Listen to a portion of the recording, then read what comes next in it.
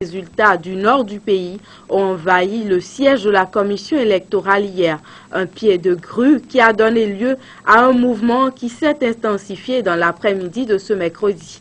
Les manifestants ont finalement été dispersés dans la nuit par l'impressionnant détachement des forces de sécurité présentes sur le terrain. Les faits en images avec Rudolf Karl, Bienvenue Rumbé et Just Donrissou.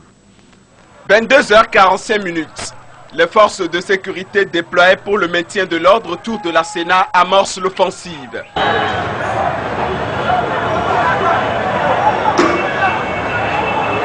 Dix minutes ont suffi pour faire le ménage.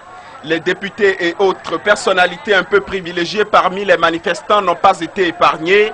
Ils ont été purement et simplement renvoyés chez eux. C'était ainsi l'acte final de la rude journée que les militants de l'opposition ont eue à la Sénat ce mercredi. Tout a commencé très tôt le matin par une affaire pas du tout claire.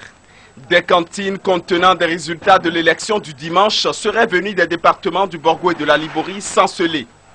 Très vite, les opposants rallient les lieux. Ils seront rejoints dans l'après-midi par leurs sympathisants qui crient à la fraude et exigent des explications.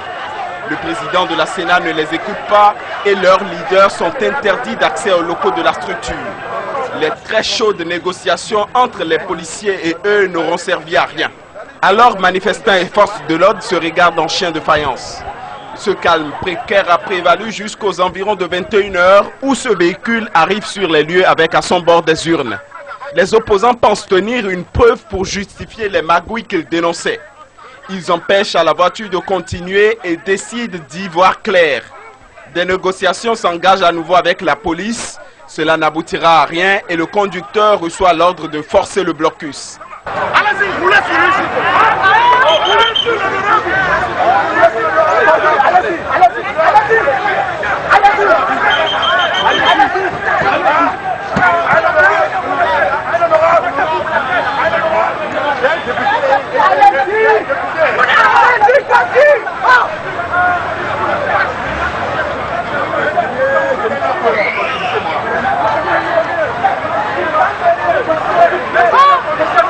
Et il a demandé au chauffeur de foncer sur moi.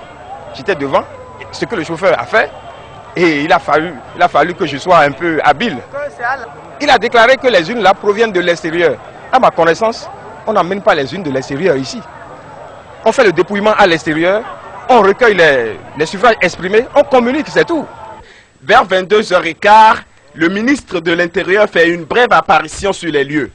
Les hauts gradés de la police accourent certainement pour faire le point de la situation à Martial Souton qui n'est même pas descendu de son véhicule.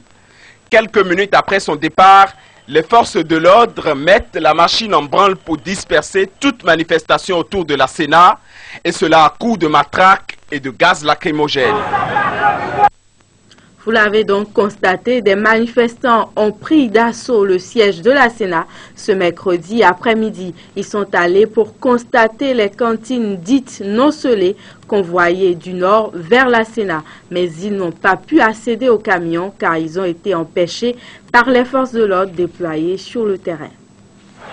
Pour une information qui ferait état d'un convoiement de cantines non scellées des départements du Nord vers la Commission électorale nationale autonome à Cotonou, des populations et les membres de l'Union fait la nation ont pris d'assaut mercredi soir le siège de l'institution chargée de la centralisation des résultats issus du dernier scrutin au Bénin. Accouru avec un huissier de justice pour faire le constat qui permette de fonder d'éventuels recours, ils se sont heurtés au dispositif sécuritaire à l'entrée de la maison et à l'opposition de la Sénat qui les laisse soupçonneux. Si les choses sont honnêtes, claires et transparentes, pourquoi ne peut-on pas permettre à un huissier de justice d'opérer des constats conformément à la loi? La résistance que nous avons constatée au niveau de la Sénat, c'est une résistance préoccupante, inquiétante et dangereuse pour notre démocratie. La transparence doit régner dans la gestion du processus électoral dans notre pays. Et si la Sénat endosse cette responsabilité, eh bien, ça lui coûtera ce que ça lui coûtera. Je vous le dis, parce que le peuple béninois est décidé à en découdre avec tous les tricheurs. Interpellé au sujet des cantines non scellées, le représentant de la Sénat dans la région décline toute responsabilité. Les cantines sont scellées au niveau des secs. Donc, arrivé au niveau des cèdres non scellés, personne n'a le droit de corriger. Donc, les cantines sont arrivées à Cotonou telles qu'elles ont été envoyées par les secs. La coordination de la commission électorale départementale s'est par ailleurs refusée de confirmer ou d'infirmer l'existence de cantines non scellées et les manifestants venus pour leur interception sont restés tard jusqu'aux premières heures de la journée de ce jeudi, décidés qu'ils étaient à en avoir le cœur net. Mais tenus à l'extérieur de la Sénat par les forces de l'ordre, ils n'ont pu assister au déchargement des camions au contenu